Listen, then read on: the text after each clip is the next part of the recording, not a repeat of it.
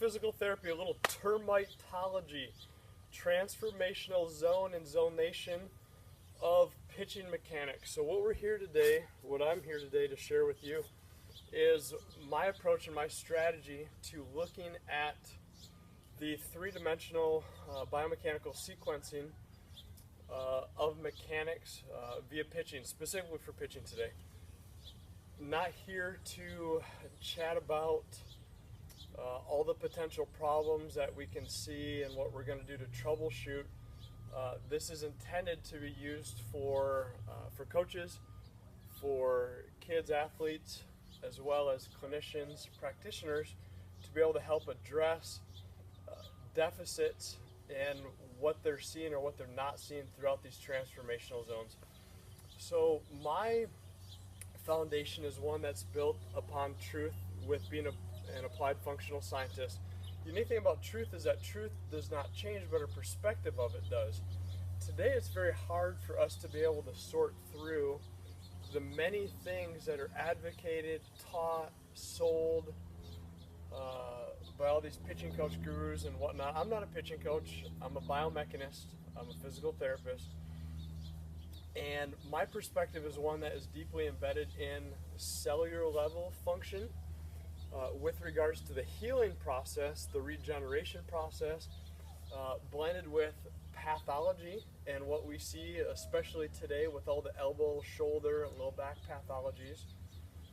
And from a blended performance enhancement, therapeutic rehabilitation perspective as we look to close the gap in on one's genetic potential. So what does that mean in regards to pitching, throwing a baseball? Well, we need to maximize efficiency and consistently repeating our all-out best efforts time and time again. And I know that's relative with regards to an outing, a week, a month, year, and years. But what we're looking at is preparing an individual with the strategies to be able to use their self-awareness to identify limitations and thresholds, and what to do in terms of getting themselves back on track when things kind of go haywire. We and I do not use protocols, nor do I cookie cut.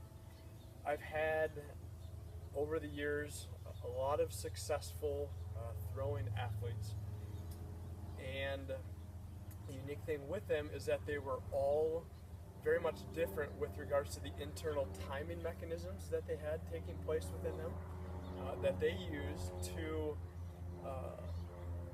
set up a platform of success for themselves. So we're looking at creating success relative to the individual, customizing the way that we produce these strategies and helping others get better, and looking at the individual uniquely different than anyone and everyone else, so that we can look at these transformational zones and identify what motions we're not getting and why we can't get into certain positions, but then to not just roll out with a plan of technique and tactics that are a watered down, cookie cutted protocol blend that everyone else that's a pitcher would get.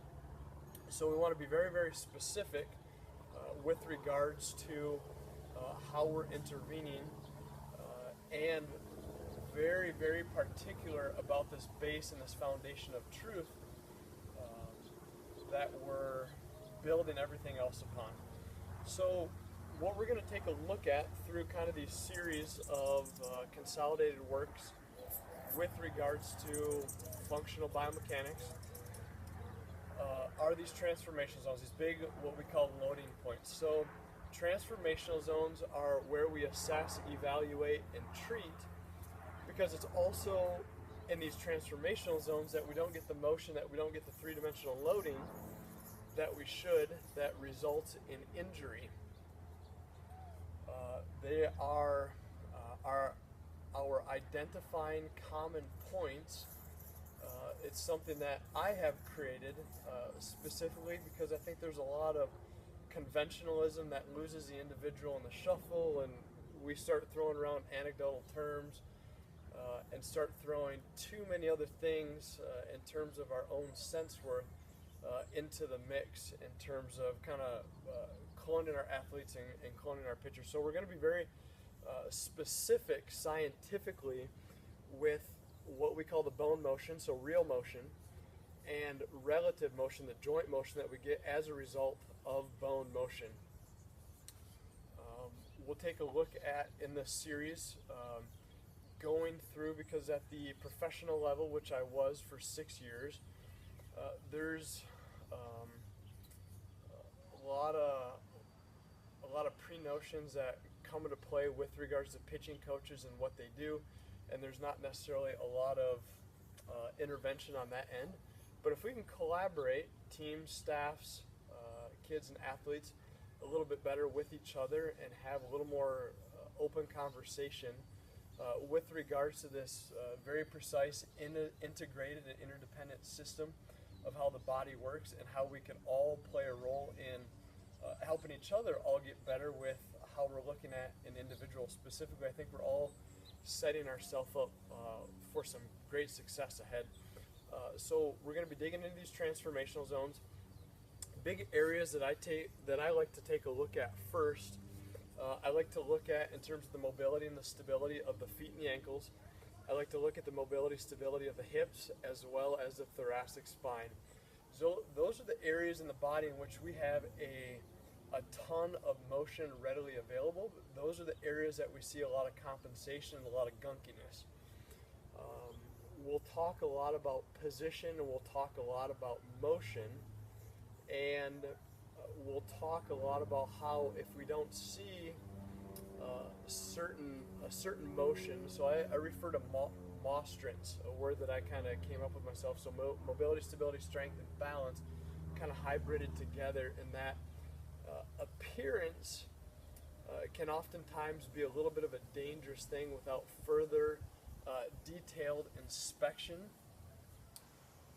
As if we're not seeing motion, it doesn't automatically mean that we should assume someone doesn't have the flexibility / the mobility.